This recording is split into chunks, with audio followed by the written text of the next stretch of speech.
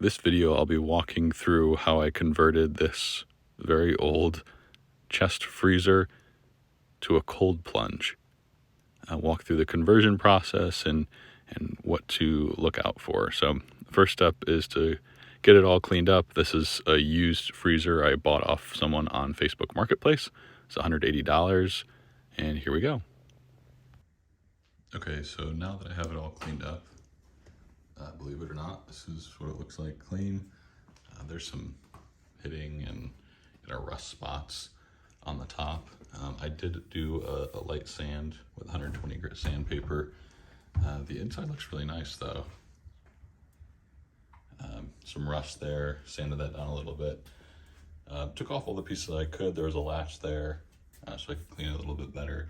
And there were some clips here that I had removed. I just used some pliers to pull them out. I'm gonna plug that up with silicone. I got everything cleaned up inside. And there's actually not many seams. I don't know if you can tell this, it's kind of an older model. There's not too many seams. All right, next step is to seal all the seams. Now there's not very many, but there are a couple holes that came up when I pulled out the little plastic clips. There was a tray in there.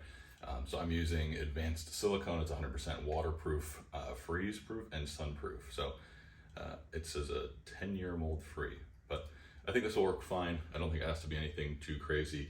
It will be submerged, so I want to make sure it holds, of course, because you don't want any water leaking into the holes or through the seams, because it will damage the actual freezer unit. So I'm going to go ahead and do that real quick.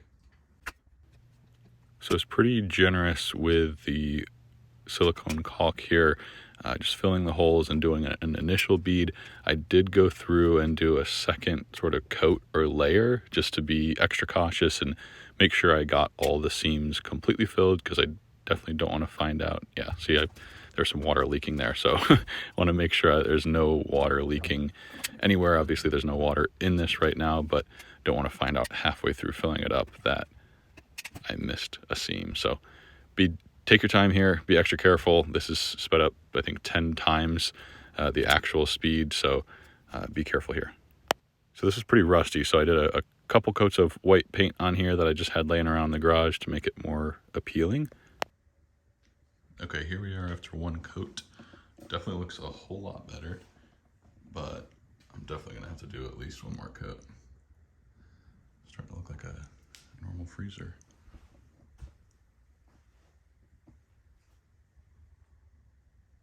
All right, now we have coat number 2 drying, and it looks pretty good. I might do one more coat on the top, but it doesn't have to be perfect. Just wanted to make it look a little bit cleaner. I did do a second pass with the silicone on the seams there, just to be sure, as well as the holes. But I think we're good to go after this, so fill her up and see what happens next. All right, here we go. Moment of truth. I rinse it out, vacuumed it out, get the wet back, and we're filling her up now. All right, I just set up this Inkbird thermometer / temperature setter. This is gonna control the temperature, so you can see it's dropping slowly. I have it set to 40 degrees. It started at 74, so it's going pretty slow. It's probably been 10 minutes. So less than 1 degree every 10 minutes. And we need to drop, what, 33 degrees, 34 degrees? I think it just went up too, so.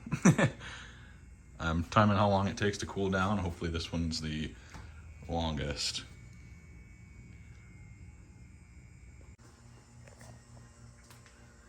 All right, getting closer now to the 40-degree target. It's taken about 3 days actually to get down to that temperature. Inside has some frost on it, which I think is normal. Doesn't really matter. I've been scraping it off the sides. I did do a first ice bath this morning at like 44 degrees, so it's come down a little bit since then.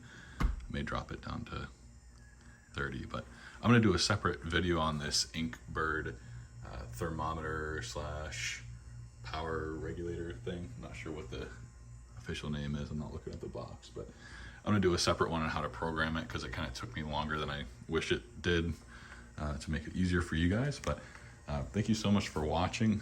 Hopefully this answered some questions. If you aren't already, please subscribe, and God bless.